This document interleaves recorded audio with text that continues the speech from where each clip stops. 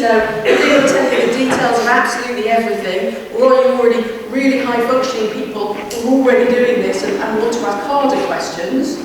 Who is already actively growing paludiculture crops? There's someone there as well, you have to have like your head going round. Yeah, from there. Who is dabbling, maybe from a research perspective? You're more than that. Who's sort of kind of thinking about this stuff from a restoration, conservation, but putting it into practice sort of perspective?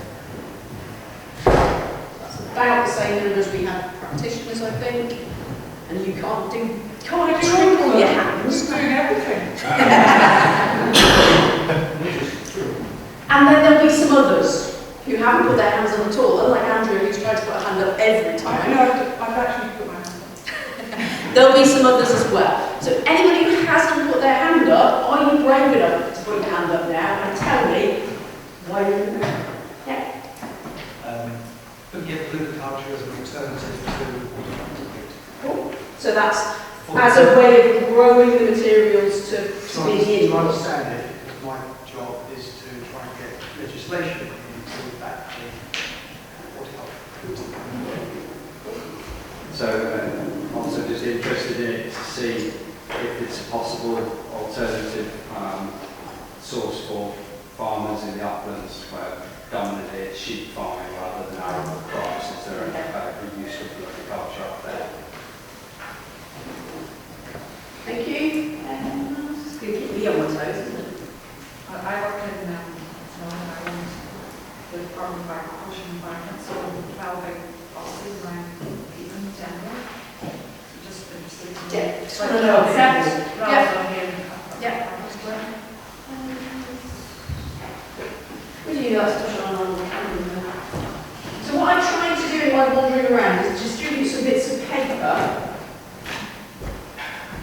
which are for you as individuals or you in groups to play with at various times during the workshop. So we're not going to do this bit because this bit's in the work.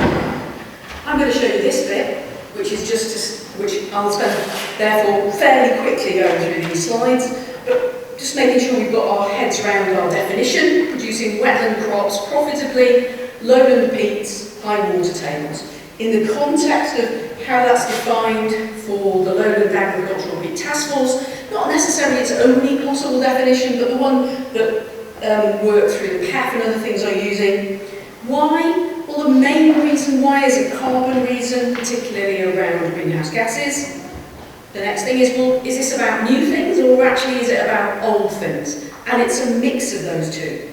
There are some really old things here that we can go back to that have been displaced from these wetland environments, or there may be actually new products from those old crops, as well as perhaps some crops we've never seen in the UK before, and that brings its own challenges too.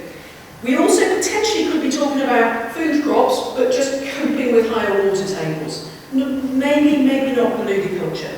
We've seen this a couple of times in some variant or other. This idea that there is a continuum of challenge, and that perhaps we could argue that in the sweet spot in the middle is where paludiculture sits, with a water table close to the surface and hence lower greenhouse gas emissions, but still making products for discussion. But to put ourselves into that middle point in that diagram, from the full deep wetlands to your right, or the full drained lowland peatlands to the left.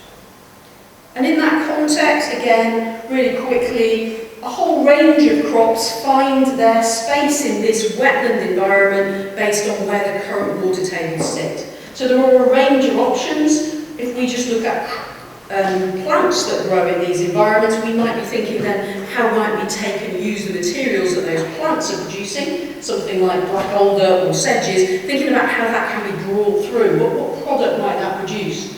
And we're going to talk a little bit, I suspect, as we go through, about 3 key crops for the UK: reed, typha and sphagnum. Jep? I correct you, the water table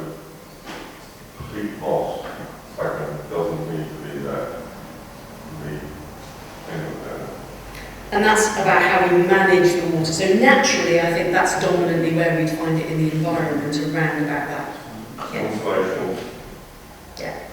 Yeah, I think that's where that comes from, is in terms of seeing where if we go and look for it ecologically, rather than where it has to be. But absolutely, if we manage water very effectively and really great systems with Peat and also others. We're doing the same thing with other paludiculture crops, where we're taking how these plants grow in a natural environment and trying to apply that to farming, and that may not be true. Yeah, so a really good question to have in our mind about whether what we see ecologically is what has to be true if we're moving to these things being lost. Let's just do mine. From the database of potential paludiculture plants, we actually find a whole range of other things that might work in temperate climates. I say mine, obviously Greifswald's database of potential paludiculture plants reviewed and thought about in that context. So a range of things, some of which we don't need to grow a lot of because they're of high value, so medicinal crops, some of which we might need quite high productivity to make those systems work, and we need to then think about end uses and how those things might work together. I think the key here is that there might be a sweet spot in the middle that Chris Evans would support, but that doesn't mean it's a panacea. So it doesn't mean that we're saying, and none of us in the room would be saying, let's do paludiculture everywhere, let's wave our hands generally, and that's the ultimate that we're looking for. So we're thinking about where paludiculture might or might not fit, and our focus in the workshop is to give us the context in which we can think about the benefits and risk of paludiculture in that wider landscape context. In particular, and it's a question that Jim will come back to, is paludiculture actually good for natural lovely habitats, the things we're trying to protect in our conservation world, or actually is it a threat to those habitats? So how does that actually work out at a landscape scale? And actually, could it be both? And it just depends where and how we're doing it. So, you have two bits of paper somewhere lurking near you. One has a picture in the middle that has lots of stuff in, and one just has the word paludiculture. We're starting with the one that just has paludiculture in the middle. The one that looks like it's kind of jigsaw puzzle is for later. Okay. I am suggesting, and this room makes it fairly easy to put yourselves into small groups and fairly difficult at the same time. So I'm suggesting 2 groups on the top. These guys operating either as 2 or 1 group. This group's probably 1 group. These team can talk to each other. We'll let Andrew and Amanda talk to each other. What I'm interested in, and because we don't have Slido working, is your answers to this. So you have 5 minutes to think and to write some stuff down, and I want to collect them in at the end because we're going to collate the book. Okay, so it should be fairly clear. I'm looking for 2 lists. Yeah? A list that is requirements or enablers under 1 arrow, and a list that's outputs or impacts from paludiculture. Yeah? What needs to be there? What needs to be in place? Requirements or enablers to allow paludiculture to happen, and what the outputs or impacts of those systems. We're going to start with the IUCN thinking about what sustainable peatland paludiculture might look like, and then come through a range of opportunities, options, and just start off perhaps some of those answers you've had already being answered as we go through our presentations. Let's go. Well, as you've gathered, the acoustics in here are entertaining.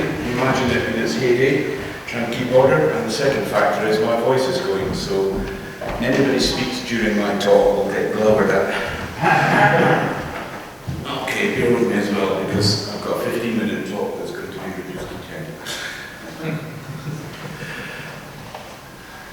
10. So we're agreed that a fundamental change is needed in the way that peatlands are managed for agriculture as society tackles climate change and biodiversity crises, with the agriculture sector also concerned about farm futures threatened by soil loss, wasted peat, new markets, demands from other customers, changing demands.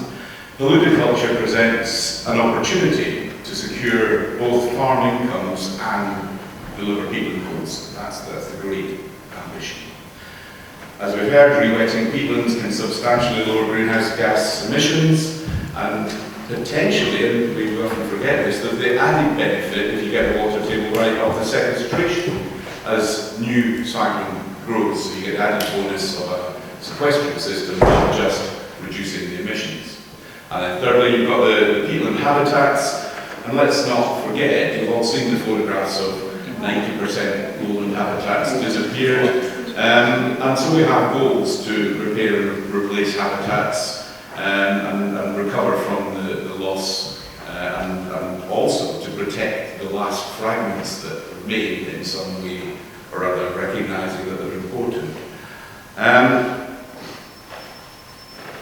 The sustainable paludiculture principles that we've produced are outlined on our website, and they are in development, I'm fair to say, and we're still learning what needs to be done. But from the IUCN, what we want to encourage is a new industry that's sustainable. We don't just go backwards and replace one unsustainable suite of activities with another unsustainable suite. So we have the opportunity now to work towards a sustainable paludiculture, and that's what we're interested in.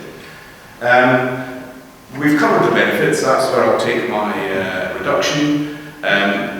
The delivery, how we deliver sustainable paludiculture depends on a lot of factors, and we heard that from the previous workshops about the need for lots of different levers to be pulled in the right way to allow sustainable paludiculture.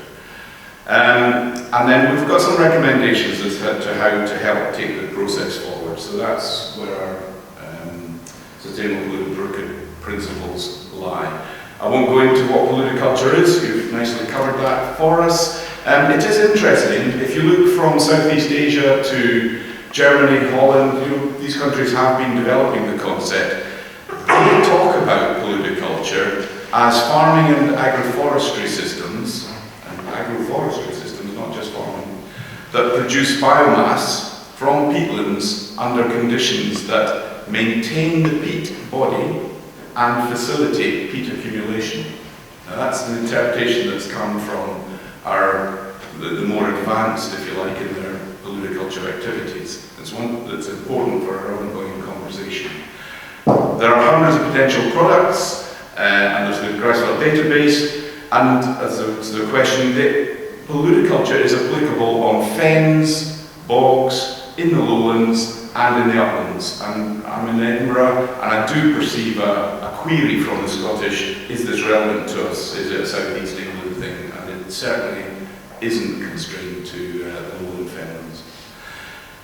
As we also heard, there's an opportunity and not a panacea.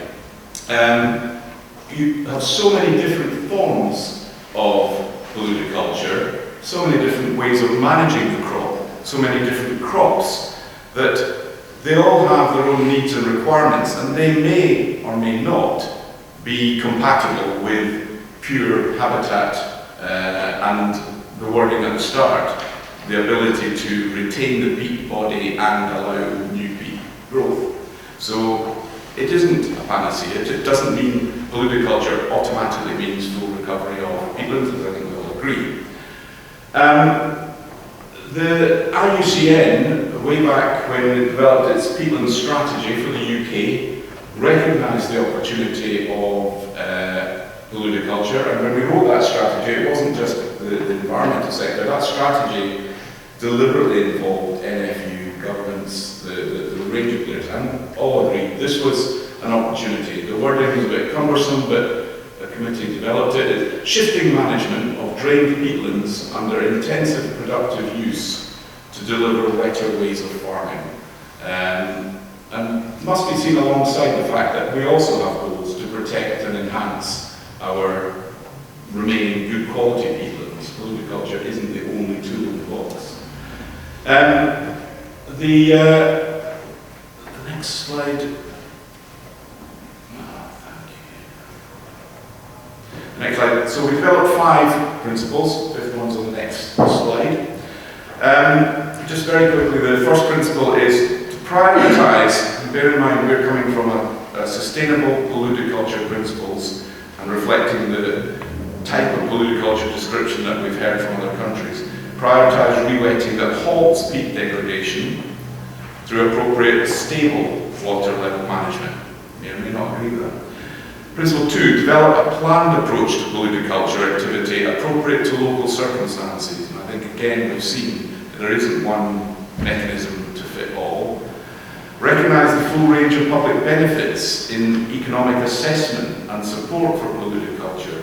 If you have a form of paludiculture that assists and supports golden plover versus another one, don't ignore the economic value of the golden plover. It may be that it also assists water management. So bring in the full gambit of benefits when you're doing the economic assessment of the paludiculture that's being looked at. It's not just about the economics of the crop that is grown. Manage and plan paludiculture with regard to biodiversity objectives. If you look at sustainable forestry principles, it's all about how you can plant non-native woodland. Of course you can. But you do it in a way that minimises. You don't put it onto places that are of high open ground value. You don't grow the trees in a way that will kill all the shrubbery downs that come into it.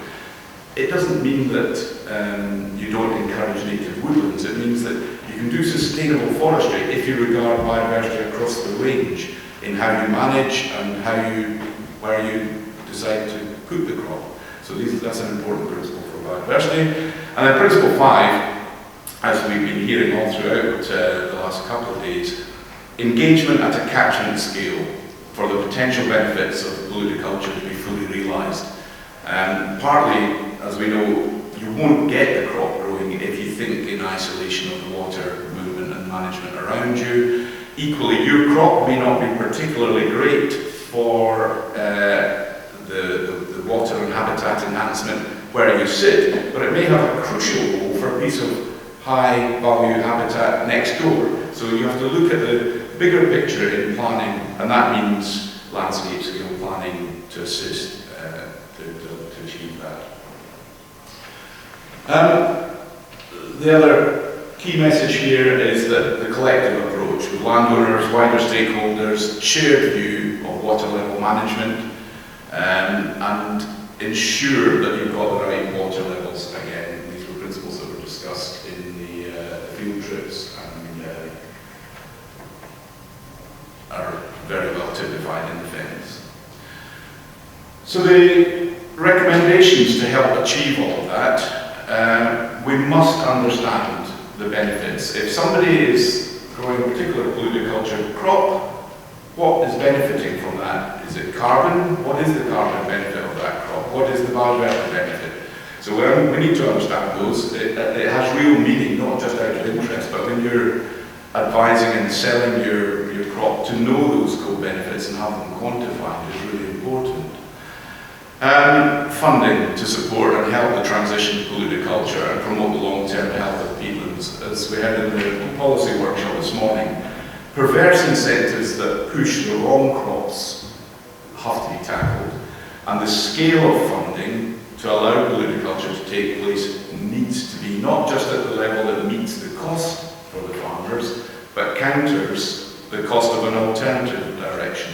And that's big funding, and it needs big, ambitious government leadership on that. And we need research on the water management stuff. You know, it might be very easy for the Dutch to do this, but we need to understand how to do it. And we need to do it now. The investment in the research isn't a luxury. It's the only way we're going to make the correct plans to facilitate a paludiculture industry. There are also, there's research in relation to markets, but I'll leave the experts. When we tried to encourage expansion in native woodland on farmland, the stumbling block wasn't the farmers' attitudes, it was the lack of markets and mechanisms to facilitate the sale of that crop. And so research into those things, you in the industry will advise on that, but that's important. Thank you. We are going to come at the end of the floor to allow Q&A. So if you have a pressing question, you might want to scribble it on your hand or on a bit of paper. I'm going to pass to Jim. This is interesting. I feel like I should say guilty, but anyway.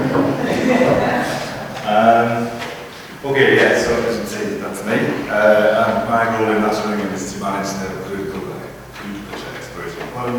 And I just thought I'd talk a little bit about the fund. For those of you who don't know, some of you are very familiar with it, but talk a little bit about the fund. And a little bit about Natural England's involvement, because at first sight it's not a natural bit of Natural England and its aim. So it's in two parts, the fund. We've got an engagement contract which Liz is delivering very well. And that's to encourage discussion and to build a community around Paludiculture. It's all new, as you have learned this over these few days. There's a lot of discussion, there's a lot of unknowns, there's a lot of data being gathered, so we want to start sharing that and start to respond to what's needed in the community to develop Paludiculture. The aim of of PEF, I'm going to call it that, is to try and develop an economically viable form of agriculture. And that's why, when I say it's not a usual fit with Natural England, you can start to see why I say that. And then we've got a grant offer, so we had 5 million over 2 years and we've awarded that to 12 projects. The documents below just show you the kind of genesis, if you like, of PEF. So, the England Peat Action Plan set up a requirement for DEFRA to set up this lowland peat task force. The early recommendations or early discussions sort of inspired DEFRA to explore setting up a grant, and then PEF was bought, and then now the recommendations have been published. So that's where that comes from. And I've talked a little bit about what we're aiming to do, so unlock those barriers. I've got a picture there of Saltico. They can get used as an example because they've got a product which is a bit like our friends here from Peat, the kind of the theory is tested. They've got a product which they can do now. They need to scale it up. It kind of starts to tell the story and tell something that farmers can start to buy into, and everyone can buy into. There's a product, there's a buyer for their product, their crops. This is the engagement element. So this is work. So yeah, this is kind of the hub of the engagement. So Liz promotes events on there, and we're promoting the projects, and we're gathering resources together around Paludiculture. So if any of you are interested, I recommend you to look the website out and join in the discussion as well, because we really want to respond to what the community needs and what we need to put in place to make Paludiculture a reality, and guess steer it in the right direction as well, whatever that might be. And then also the 12 projects that we've got. I was going to go through the 12 projects, but I shan't.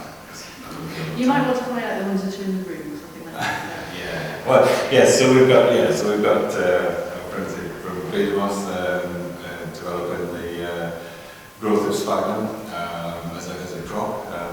Lots of potential there. And then fibre broads, which you'll hear a little more about later.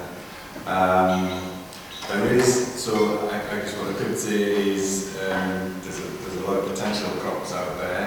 What we found with PEF was there's quite a lot of focus on typer, and I think that's born out of the fact that there's more clearer markets for typer, like for either fibre or the seed heads that Saltico are using. Or indeed, I guess it could go into biomass as well. So, and also, so there's quite clear focus on typer. There's one of the more outlying projects is we're funding a company that wants to explore drones and the use of drones to kind of monitor crop health and perhaps monitor water levels as well. And we've got, so there's a quite broad range of stuff. But it's not all about type. I felt like I needed to say that.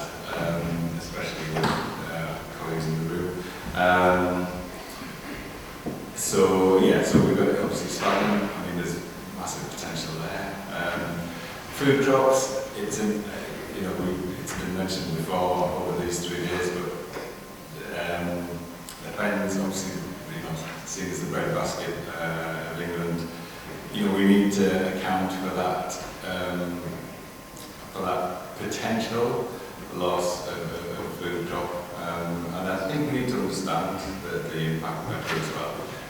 So celery, some of you have gone and seen the celery fields yesterday. Celery is a kind of obvious one, I guess, for Paludiculture. It doesn't mind its feet being wet. And then there's Blank's Wildlife Trust looking into blueberries, and cranberries were also being mentioned. So there's other crops, and then with fibre, there's various different crops that we can consider there. And the document there, which just takes a lot of information from Greasewell, looks at the potential crops we could explore. So a little bit more about NE's role. So the economically viable was a key driver in the business case for PET, and that sat interestingly within National England. Practically, we were given the job because we were already delivering grants under the Nature for Climate Fund, which is where money for PET comes from. So we had a kind of framework to deliver this, and there were synergies for that. And it's obviously impacting on peat loss mitigation, so that was of interest. But we kind of said yes to the job. Not sure we could have said no, but anyway, we said yes to the job because it gave us an opportunity to understand Paludiculture and start to explore the kind of how this might impact on the wider peaty landscape. And I've borrowed this. There's been a lot, so this is an IAM publication. It's been mentioned a few times, this kind of mosaic approach, and it's also, borrowed said about Paludiculture not being a panacea, and it certainly isn't. That diagram that Liz put up earlier, where you've got Paludiculture in the centre of the five bars, that kind of is where I see it. It's somewhere in between full restoration and wasting peat. And that's squarely where I see it, and it won't be appropriate for the whole landscape. This mosaic approach, I think, is really key, and understanding the potential in the landscape and where best to put Paludiculture. I think what Paludiculture does do, in very simple terms, is it creates a wetter landscape if it's to be successful. So we get more water in the landscape. Obviously that's a long way down the road, as you'll learn. There's many questions to answer before we get there. But that's the kind of the major positive for all of it. Put some quotes there, which is sort of I would highlight what I just said really, and then we've got the IUCN's principles that are pointing to that, and it's got a place. It's not full restoration. It's got a place. And then there's the quote there from the Ramsar publication as well. So it's important to be clear and understand that, but I think, what from National England point of view and from many in this room, there are benefits. So, we've got, we can look, if Paludiculture was to be successful, we can start looking at how that can protect current water-stressed fenland, intact habitat. We can look at areas that may lend themselves to restoration once we have a better landscape. And we can look to, I think, something that sort of really is interesting about Paludiculture is this ability for nature-based solutions and this ability to tackle diffuse pollution. And one of our projects is looking at that in the sunset levels. That's a kind of side objective of the project, which I think that could be quite a powerful outcome if we can make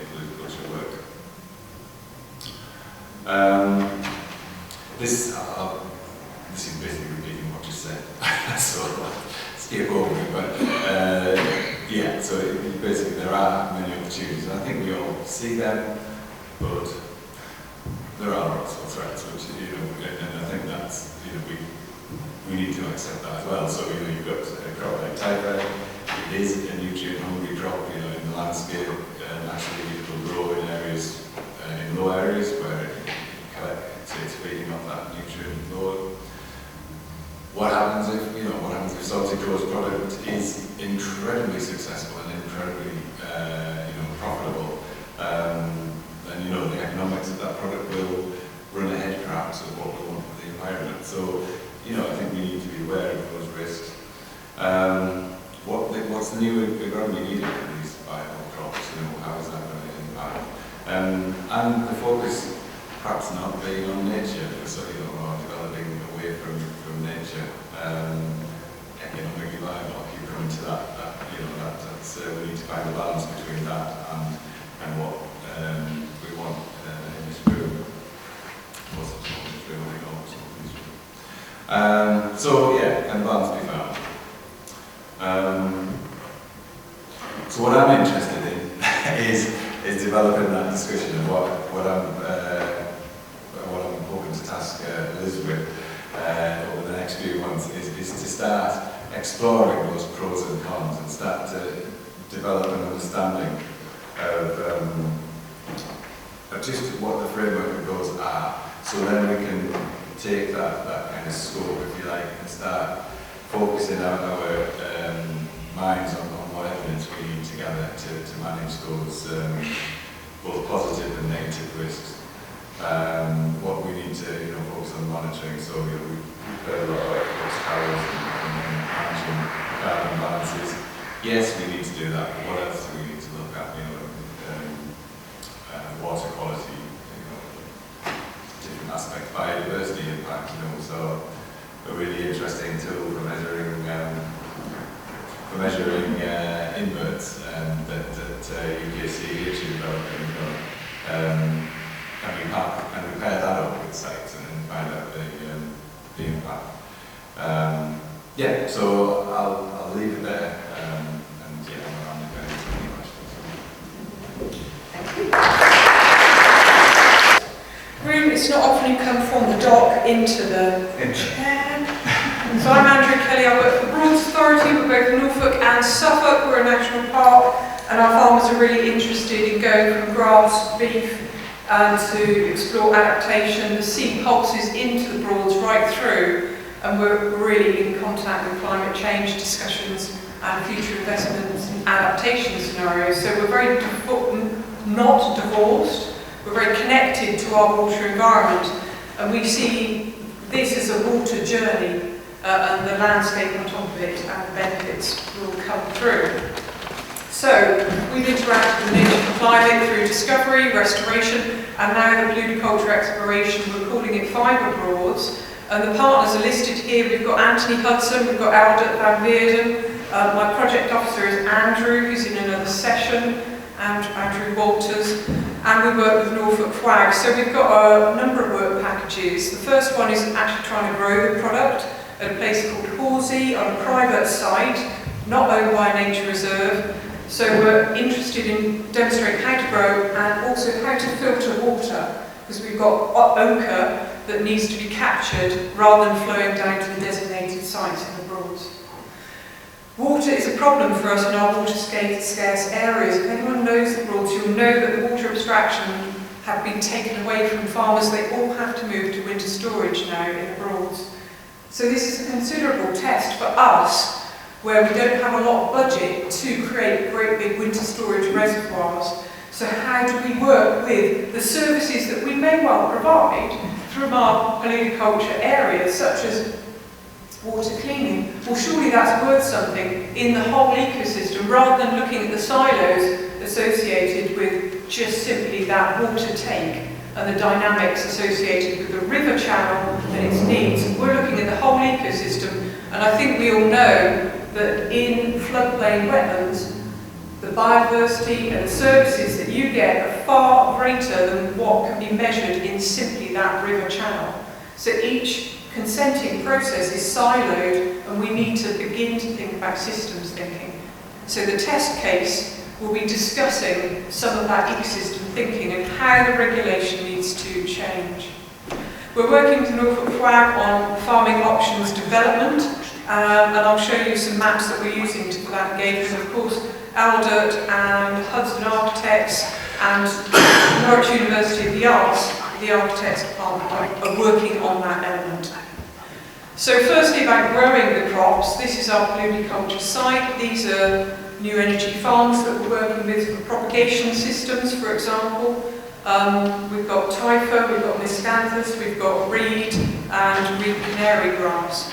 So we're trying all these things. It doesn't look brown anymore, it looks green. And I actually haven't got many photos of it looking super green, but out it looks pretty green now, doesn't it? It's green. It's green. It's green. So these are photos. And the water is not over. The water is being cleaned, so we're now experimenting on viability. So these flood plants cost quite a lot of money, and they were ripped up by geese, and we've got a lot of red deer, so we have to fence for that. So all of these things have set us back. We've learned, and we can explain to you if you want to come to us how we have learned. And I went over to see Albert just the other week, and so did Anthony, and we've learned about some seeding techniques we can use, which would be cheap as chips, and help us further forward with what the farmers want to do. So the test case for water, so there's so many barriers around the process, and we've got a few people who are really interested in doing this. They're called farmers, and farmers have a short bit of patience. They're not like us. They work in a world of business, and if something is taking them too long, or it's too expensive to get all these consents, they're going to go off and do something entirely different. So we've got this sweet spot where we need to facilitate the change for them. So we're going to help write some guidance, and we're going to test if it's possible to take that water, clean that water. Surely that needs a new regulation system. To help us with all these conversations with the farmers, we've got our strategy. So sorry, just looking at this one. This is where the peat is not at the surface. This is, the yellow is where the peat is at the surface and it's drained. It's 2,500 hectares. It's under grass.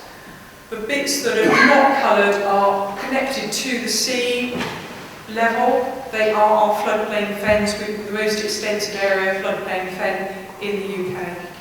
So what we've done, Cranfield University, there's a whole paper being developed on this fantastic piece of research where they looked at the LiDAR, they modelled a water table, not a water level, but a water table right across the whole of the Broads, and then they took Chris Evans's carbon emissions and worked out a field-by-field scale carbon emissions. I believe this is the first time this has been done in the UK, if not in Europe. I don't quite understand if other people have done it. So this hopefully will be done as part of a research bid in a broader area. But we can now have a conversation with someone about where your water table sits, rather than doing lots of baseline modelling before you even have that conversation.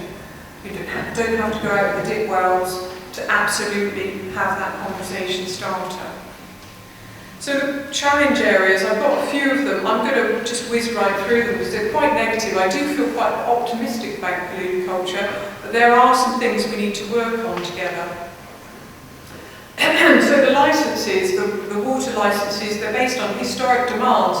There is no planning for the sector of peatland restoration. There's planning for energy, there's planning for water consumption, but there's no planning for our sector. There should be. Winter water storage needs considerable investment and detailed planning. It's going to take us time to do that. And there's a lot of infrastructure associated with that water level management and systems. So we need those investments to come. These pumps are very expensive. The water holding systems are very expensive. And in order to get that investment, we need that long-term support to know that that's going to be, something, a direction of future, and not in 5-year spending reviews. And there appears to be a lack of policy coherence as everyone, as I say, works within their silos and they don't work towards this new ecosystem or this new vision, which is it's an integrated vision, isn't it? It's not just about the eels or the water voles or the flood risk. There are lots of permits that you need to get. We've become quite expert in getting them, so if I can help you, my team can help you, please let me know. I'm sure I can't provide them for you, but I can provide you with some tips. And we've now got a fantastic route through to the Environment Agency in Natural England to help us unlock some of these issues. But they exist as things we need to deal with. And when we meet people, so this is the Royal Norfolk Show with Jo Bellick, who's fantastic from NIAB. She didn't leave the stand at all in the whole of the 2 days, and we met here Mark Spencer, the Minister. We also hosted Rebecca Power, Minister, at Ballsy, and having conversations. Here's Alda having a conversation on Farming Today Radio 4. So these things are really, really important to profile where we need to be and to get people excited. The engineering, again, there's a 2-year workup for all of these things to get the consents and to get the engineering and the costings absolutely correct, otherwise you're moving into liabilities if you're designing on third-party land, or you need to get these things absolutely right. There's a lot of inherent risk in working in these wetland systems, so spend time on it as an organisation. There is a risk for your organisation if you get this wrong. The finance side of things, I took a little diagram from the Netherlands, which was done by a series of researchers, and it shows intensive dairy. So I don't know how that would work in terms of the UK radish or beef industry, but essentially it shows in the yellow, this is your economics, it's your euros per hectare, it's your ecosystem service value all put onto one graph in euros per hectare, so everything's equated to a cost. So clearly in conventional dairy you've only got that particular system giving you an income, and as you move through the different paludiculture crops you see how much that product goes down as you move through. So we do need to think about the other services, and at the moment we need public funding to plug this gap because the private funding is very off-putting and is not there at ease to blend in. I've been looking at biodiversity net gain, so David Baxter's done a model for us and the fens, the Lincolnshire fens in this case, so let me know if you're interested in that. I can tell you more. We've talked about the long-term investment for grower confidence, market development, that direct investment. Land values are affected. I'm a member of the Lowland Agricultural Peatland Task Force. This is all set out really clearly in the roadmap in terms of the things that we need to do to support that land value change, and recognition of paludiculture is important. HMRC have recently had an update of their inheritance tax manual. And essentially, if you are generating carbon credits as part of active farming, this qualifies you now for business property relief, and I don't think many people realise that, so that's an important and supportive change. There are problems entering into CS in the Broads. There isn't enough money in the pot to cast down to those who are wanting to go for peatland projects, to provide all the capital from the, if you know about CS, there's an FM2 plan that allows capital items to come in if they're not on the pick list, and that's not available if you're in a mid-tier, and people can't get into higher tier because the points are not there available for them. And I think there is not enough business case overall. People don't like to be the first. People I'm talking about, farmers, they don't like to be the first, but if another farmer's got a business case to look at from, if we could show that to them, that would be absolutely super. And finally, just looking at my last slide, it's pretty much unacceptable to raise water table and to have an impact on surrounding land and assets. So the design around the assets is complicated, but that's where we need to be. It's a world of pain, but a world of gain if we can get there. The protected landscapes that I work in are considerably challenging because often landscapes has some form of trumping nature in the planning system over other things. So we need to work with our landscape colleagues to explain the evolution around that. And in fact, you know, the Broads was once one massive wet woodland, wasn't it? So, okay.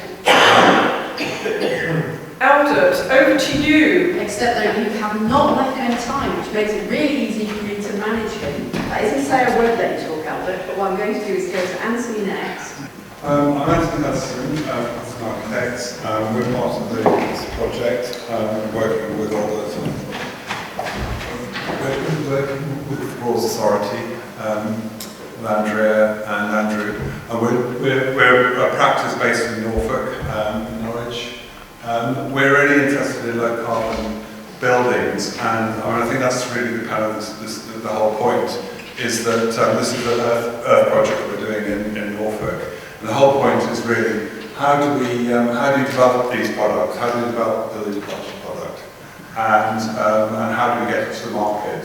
And the big issue is kind of obviously is the construction industry, and there's very little encouragement to do low carbon buildings. We've got there's building regulations still hasn't attacked the whole issue of low embodied energy. It's done very, very well operational energy, but and this is a fantastic opportunity to look at this. I think we need legislation. We were going to have Part X, which was going to be part of building regs. We need certification and testing. It's all very expensive. Fire insulation levels and the strength of the product. And from all the evidence that Alder's now going to tell us about, these products meet all those requirements. I have a list here. We're going to what the crops are. This has all been brilliantly put together by Katie, who's up there. But I'm going to hand over to Alder to explain the development of the product, because he's the man you need to talk to. You may want to stay there, because I think flicking through your slides as Albert is talking may actually also give an extra value. So you know what's on your slides, because there are pictures of different things. So yeah, go on. I take the stand because I have to defend someone. And I hope that these are the witnesses, and I hope that you all can make a verdict so the girl can go free and bruise of blood outside in the field. It's very simple. What we have here is 95% Paludiculture. It's a black elder wood. A black elder tree grows in elder char is a woodland which cleans water, can be underwater 3 months in the winter. You can also use swamp ash or green ash. Fraction is Pennsylvania, comes up from Pennsylvania, stands 6 months underwater. It's a perfect tree to use. The backside is 50% fibers. This is this stuff here. I have some bags with me. You can fill out. You can try at home. You mix this with water.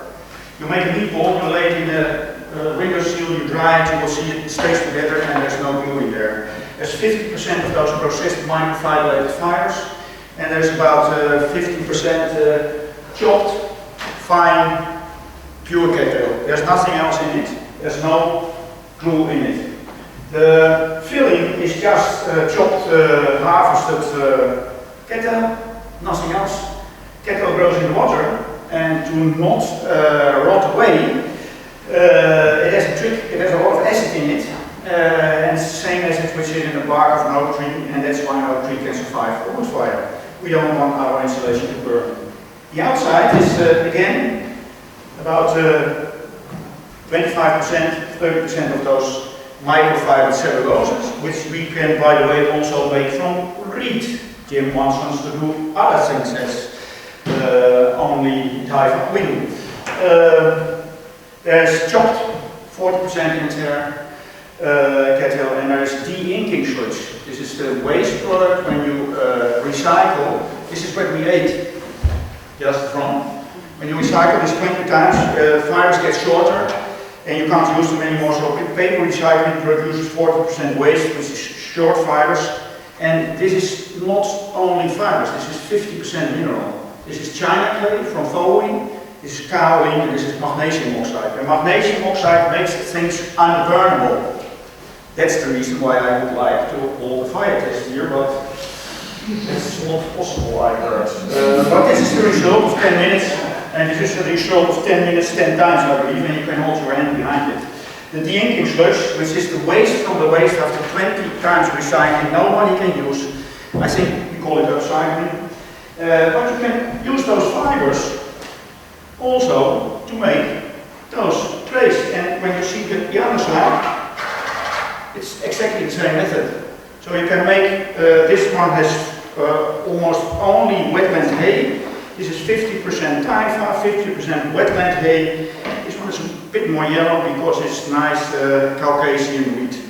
You can make substrates from those plants, fermented, half fermented, composted. These four are all made from those wetland plants, and they are 100% peat-free, and they function because we use them with a grower in Germany now, and everything goes very well. You can also use the seeds here from here, like this, and you can make filler for clothes. We should have known because this is the pendulum tit. A small bird who makes a nest within 2 days from only the seeds from cattail, so we know it works. Why is this not in the market? This 20-year-old particle board. That's something else you can make. You can make fiber boards and you can make particle boards. The fiber boards are pretty solid. Now you can and drive a truck over this stuff. This is 50% weight in cattail particles, so it's chopped, big, you see, it's bigger parts, and it's 50% magnesium oxide. This is in 20 centimeters, 120 minutes fireproof, which you need to build a hole like this, where a truck can come in, and it's insulating and it's self-supporting. Try this with mineral wool or glass wool, and you need to make a building, and then you can fill in the insulation. 20 years ago, a single-man company in the south of Germany engineered this. It's tested by the Fraunhofer Institute for Building Physics, one of the most famous building physics institutes in Europe. But those institutes are not allowed, when they know it works, when they know it's fireproof, then they have to let it loose because the market has to take over. A factory producing this costs about 2 million and needs about 20 hectares of cattail, and we don't have it. But all these things you see show you that it can work. It's there. It's from those fibers we use 50% filler. You can yourself choose what filler you take. You can make thousands of recipes. It's there. So it's not rocket science. This is all made machinery, which is also there. I don't understand why we go out and make this bloody 20 hectares cattail. Thank you.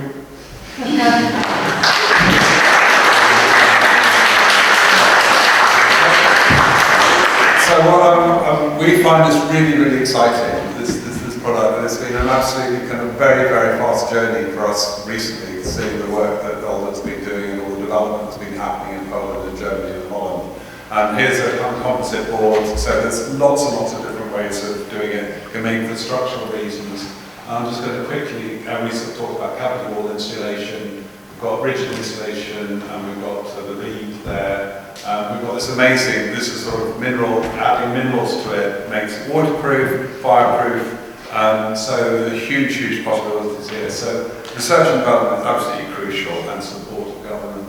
I'll also talk a lot about this wall, and then there are biolaminates. He's talked about these highly pressed containers, and also furniture possibilities as well as kind of utensils. And finally, Jim mentioned about Sorticola. Here's, this is just taken from the Guardian, kind of the puffer jacket. Fashion, lots of things you can do. So I think that really the benefits. I think we've talked a lot about the benefits. The current barriers are obviously the supply chains, demand, material testing, scalability is so crucial. We need scalability and having all those across. Cost calculations, and the industry, the paludiculture industry being really well established. And I think one of the kind of getting that balancing agreement of the land use, balancing efficient land production with society demands and wishes of local people is absolutely crucial. Thank you very much.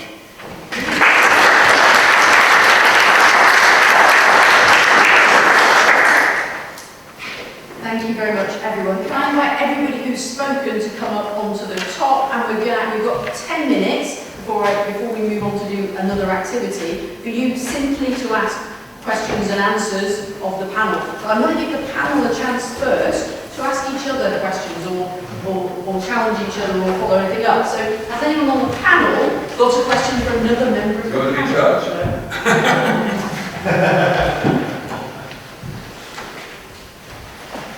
We all should be sitting in the dark, really. Has anyone yet? Just a query about what you perceive as paludiculture.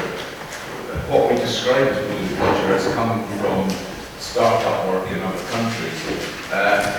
Is growing buffaloes on wet farms, is the agroforestry side part of what you perceive as well? I think so. In terms of the Lowland Agricultural Peat Task Force, I'll just pick that one up as a member.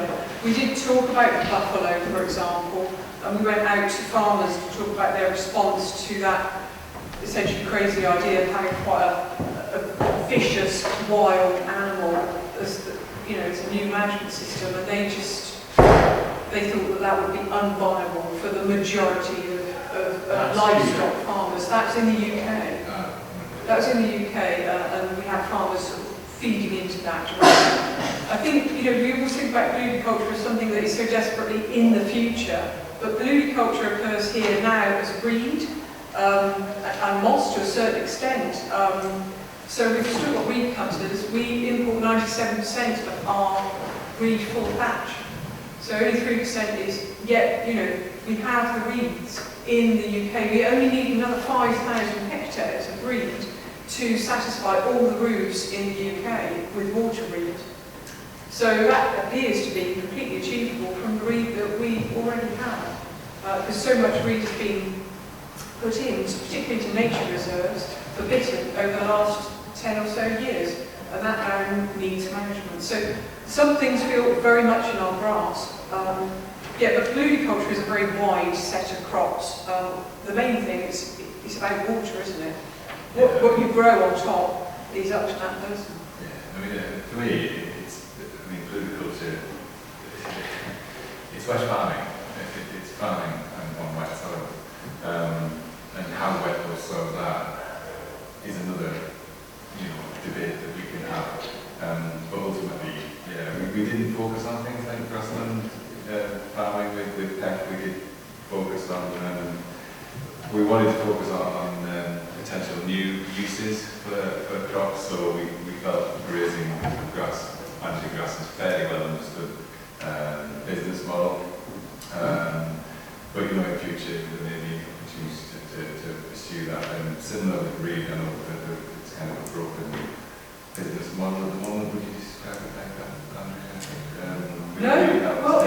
It's become that through lack of investment. So we've got 17 cutters, there's about 6 that work outside of the Broads, and we've just funded them for £100,000 through farming and protected landscapes just over the last 2 years. This is the first bit of funding that they've ever received from any government or any organisation, ever. Right. Yeah, so it's kind of... So they become a bunch of individuals, really, who are land workers of the land. They're almost contractors. They're unable to fill out grants, and we've disabled them. So we need to embed them into our process. Discussion that we were having this morning, wasn't it, where the more agricultural stakeholders were in the discussion this morning, saying we need more investment and more kind of agile, I guess, public investment. And there's maybe something we should also think about. It's a different kind of agriculture. It's still agriculture. You still have to go out, but you mostly do this, in our case, only in the winter, so you don't disturb any biodiversity in the summer. You create wet biodiversity and habitat, which is lost on a lot of places, and by cleaning the water, which is in the Netherlands, in the Fens, and in the Broads, everywhere it's a problem, it's a high nutrient load. You do something about the nutrient load, and you get back a kind of nature which is pretty seldom and pretty high on the red list, and pretty fast within a year, within 2 years sometimes already. And when you look at the fence and the way the Dutch do agriculture, it's all square. This is not particularly necessary when you do paludiculture. We will not have exactly 5,000 hectares of the best wheat. We will have 15,000 hectares in which 10,000 goes to fibers because it's not the just quality for roof thatching, and the other ones will also be made because, and maybe once every 3 years. So you make something for habitat also. Don't say, no, this is nature, don't come in. That will not work. We always did patchy use of the land in the old days, and that made for better biodiversity. So even when you go to landscape scale, you say in the fence I have 1,000 or 850 hectares. We go re-wetting because this is one thing between banks where we can put level up. Some places will be dry, some places. So the cattail, the sedges, the rushes, and the reed will be on different places. We only patch out. I want cattail in January, and I get cattail out in January, and somebody else does the reed in December, and the sedges are mown already in October, and go to a biogas plant or something. So it's not necessary to keep thinking in those late middle-aged square things we made by digging these ditches. It's a different kind of thinking where we all have to. So Clifton did a great job asking one question and stimulating the whole panel. Is there any questions from the floor? You need to wave well at me, especially if you're sitting up there, because I can't see very well now. I want to see what to lean over. Can I suggest that the big problem here is economics of what we're doing? Farmers would be doing it now if the economics were right, and that's the problem with reeds. The only reason they're imported is because they're cheaper. It's the economics of what fixing. We involve that, we don't have to go to second, we don't have to go reeds, we don't have to go typha, you know what to do with it when you get it, what comes. So it's the economics. So the discussion we had at our policy transition, fair transition meeting, that everybody from the farmers to the environmental groups saying we as societies, the private and the public sector, need to pay more for what's coming out. And if we recognise in our articles the full range of benefits coming out, then society are giving a fair, we're not ripping society off if we take more money into the farmers. We need to recognise the range of benefits so society feels it's right. But I think if you do the instant back in the bag packet, you would see that growing some of these crops, it would justify further subsidy from the public. So we just need to make the ask and justify on the grounds of all the benefits that we're getting. Well, some of it is just diverting subsidies from somewhere else, surely, to crops that could be grown. You have to seed fund this thing. I mean, using replacement, trying to replace insulation, possible insulation with typo, it seems a no-brainer. I mean, and the trouble is we're still incentivizing fossil fuel production. We're still increasing oil production and stuff like that. Where that money should be going is in kind of research and development. There's two things which could help. Now we have those single-use tableware, and it will not come on the market because it has to compete with the price of the single-use plastic tableware. But once the plastic-use tableware has to pay for 12 grams of carbon, which it uses, to give it to the 12 grams of carbon which is locked in this one, we have a different world, and it's solved. The same thing if there's a border compensation tax. I'm not happy that Mr. Timmermans is going to the Netherlands to become Minister President because the talk is about border compensation tax in Europe. Everything that comes in and is produced in circumstances without carbon tax, which means the truck driving from Mongolia 4,000 kilometers with stage 0 to the harbor and then in a container over the equator to not tax heavy crude oil in a ship to Rotterdam or to Southampton, and then the reef comes out and it's cheaper. It should not be cheaper coming on. About quality we're not talking because it's lying 21 days in the burning sun in a container and it comes out with fungi and it's allowed. Although a ship which brings wood from Brazil, when it's open, there's spider in there, it goes on for anchor in Southampton and will be gassed for 6 weeks. But the container with leaf is allowed to be opened on spot and put on the roof with the Chinese bugs in there. So some things I still do not really understand. Yeah, I think we're all in absolute agreement. I think all these products are absolutely fantastic. But from our experience when we talk to farmers, it's the farmers the one we need to convince. That's the trouble. You can talk about trucks from Mongolia, as we heard earlier, just go straight at the farmer's head. Yeah, it's too complex. Absolutely. So I think the challenge all of us have is how do you build that economic case for the farmer that says it makes my work better. It's also for the taxpayer you have to convince, because they're seeing their money going to the farmers, and if they don't feel that there's public benefit from that, they don't recognise the public benefit, you lose completely. Both audiences need to see that this is justifies the increased funding going through. Yeah, and that's what we're in farm work and work cases, absolutely make public funding so we do that. And that's the challenge that we know we have. And keep it simple so that focus on doing it. Most farmers want to do it, we're going to remove others out of the way to allow them to do it. That's the challenge we have. Yeah, so we talked to some of my colleagues in CSF and they're talking about farmers that say they're not feeling too wet to farm. So there's an open door for us to start a conversation. But we need the business model that you're talking about. I mean, we've got one of our projects in the business model. We need more, so we can give them some evidence that, yeah, this can work. You can do this, and it can work. Yeah. And also it's having that flexibility in the very first scheme. So Alda suggested a mosaic model where it doesn't matter if you don't get the quality right through your whole.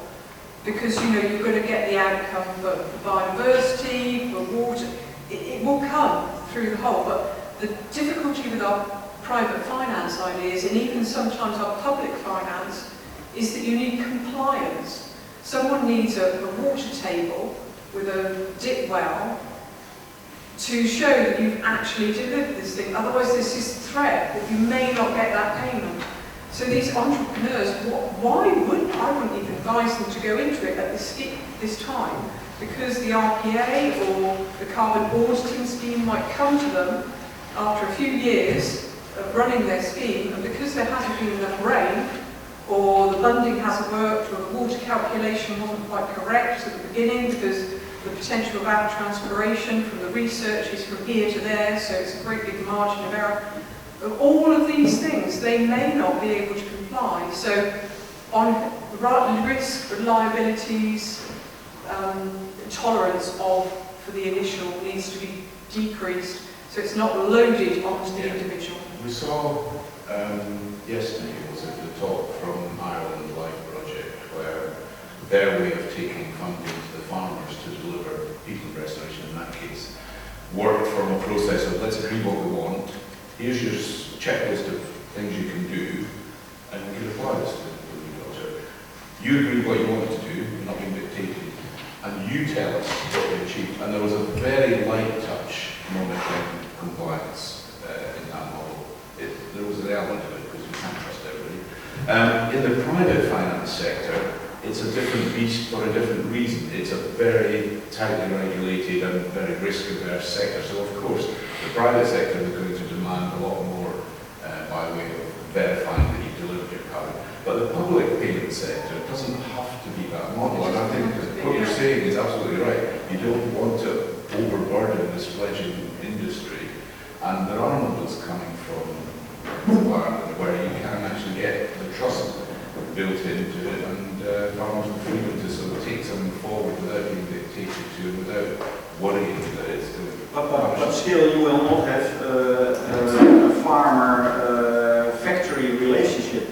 When the farmers go to this Paludiculture crop, they want to sell it. So in the Netherlands we are running a little bit in front, and we have this discussion no longer, and we have a lot of nitrogen producing dairy farms who have to go because they have to deliver 70% less nitrogen, which is also a risk for some farmers in the fence and around the world also, because you see the nitrogen levels going up here. And we think that we, as a factory, and that will be probably a private investor, because banks are not so keen investing in this, because this is new. You can't look at the profits from the others. There are no others. So you have to pay 12% and not 6%, because it's a risk. So we think we go to climate impact investors, which are there, and who are, they want their money back, they want their profit, but they can wait for 5 years for the first payments back. And they will also like to have carbon credits, biodiversity. And we think until now, we think we have to take part of the risk from farmers, because the farmers don't see the road through the woods anymore, because of all those extra things coming onto them, and there's no team helping them, only single people doing different things.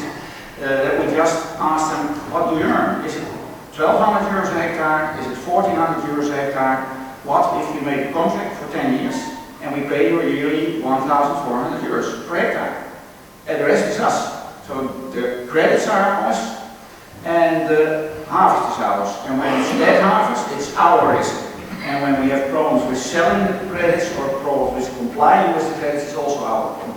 And we definitely think that this is a way to start the business.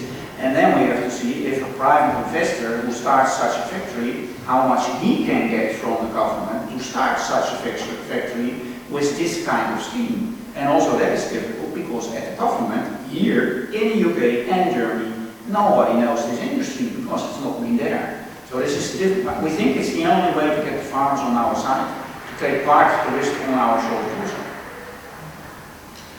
Albert, are any of the people creating the new products investing in growing?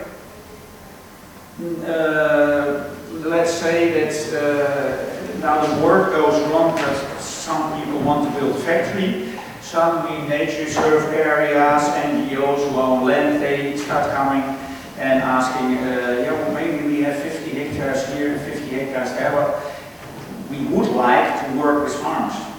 We would very much like to have the dairy farming, soil subsidence, carbon problem solved, and working with real farmers and give them the opportunity more instead we go to an NGO who says, we don't know what to do with this, please go ahead.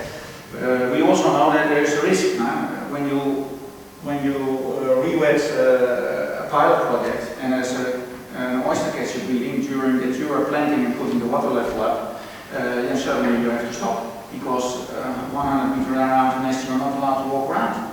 The RSPB will tell you, you want to run 1,000 hectares of breed, there's a marsh area that's eating all my chicks of my meadow birds, which is the case. In the neem washes, they are not allowed to do breed because of the marsh area. So these things are pretty idiot, I think, because it's all nature. So we are going to come to capturing your thoughts. Again, do take the opportunity to either write on your own or discuss in groups. It's moving to that other piece of paper, the mosaic one. But Renee, we were talking about the need for evidence, and I know you've not launched it, but I just wondered if in this room you wanted to say 2 words about opportunities to contribute evidence in relation to that. Thank you so much. Yeah, so I'm Sophia Go to the Second Year Peat program. Take a stand.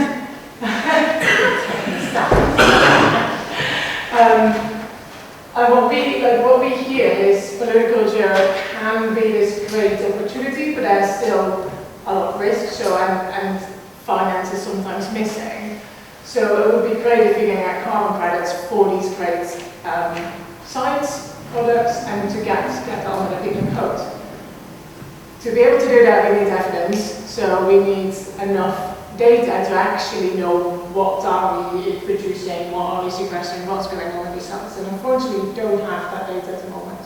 So what we would like to do is we're working with Jim and with Liz to get a call for evidence out of what are people at the moment measuring, who are doing Paludiculture, what have been measured, what have been measured in the past, what are you planning on measuring in the future. We've got a data wish list, but to be honest, if you're measuring anything and you're willing to share that data, then please do let us know. Get in touch via info@iucn.org.uk. Our details are all over all your stuff, I think. Yeah, so we can try to find out where the data gaps are. So where do we then need to potentially speak to DEFRA or any other funders to see if we can fund any other bits that we need that's not being measured? and it's not covered at the moment, so we can include that in the near future. So, kicking around is another piece of paper which looks a bit like that, only not in colour. So again, 2 lists. What do we need to know to decide if, where and how? So that's where might we put paludiculture, should we do paludiculture, and how should we do paludiculture? Any what do we need to know questions? And then particularly this maximising benefits, reducing risks. Where are those gaps in knowledge? What are the real gaps in knowledge that might help us target money in the future and help direct Jim's huge pot of money he's going to have for spending in the next financial year? So again, please do give us a few minutes of your time, because your thoughts are really valuable to inspire and enable those next pieces of work to happen. So please do, and I'm going to collect up those bits of paper at the end. So please do stay and do that. I've also got a couple of slides to finish us off that will actually wind us up at the end. So please talk in groups, and then we're going to just wrap up in about 5 minutes. It should give you also opportunity to come and poke out and stuff before you have to run back. But I do want to give you the opportunity to come and have a look. So I'm going to give you permission to stop talking. It doesn't mean you have to. But what I do want to highlight, as Jim has done already, is the paludiculture.org.uk website. I don't get any prizes for the number of people who have signed up or look at the website, but we are facilitating or seeking to facilitate community discussion. So at the moment, what we're looking at through the website, anybody's going to advertise events, anybody can ask us to host projects, anyone can send us resources to host. We want to just be able to facilitate that for the community. That can be from the construction sector, it can be Anthony's fantastic presentation, thank you very much for putting it together for it. And so we'd be really happy to do that and just make those things available. There's a kind of behind the wall thing, if you sign up to the community, you can also post and ask each other questions and do things that ignore me altogether, so that's a direct communication route. We are just in the middle of putting together the Paludiculture workshop for January, which will be hosted by Manchester Metropolitan University in the middle of Manchester, 10th to the 12th of January, looking very much for your questions. I've already poked Alder, what would he want to see? What would he like to have as a discussion? So this is the idea is to have not general introductions to paludiculture, but the kind of questions that the community really wants answered, and then we'll look to find the people to come and give us those answers and discuss with us. So the only thing I need to highlight is that paludiculture.org.uk. I think pretty much now in the UK, if we put it on Google, if we put paludiculture into Google, I think we don't come up top. I think Wikipedia still wins. The website is fairly high on the list, so it's fairly easy to find. But the more of you who use it, and a particular encouragement, there are many of you in the room, but people using pet projects and doing projects, the more you use it to share, the more valuable it will be to the community. So please do engage. Thank you very much.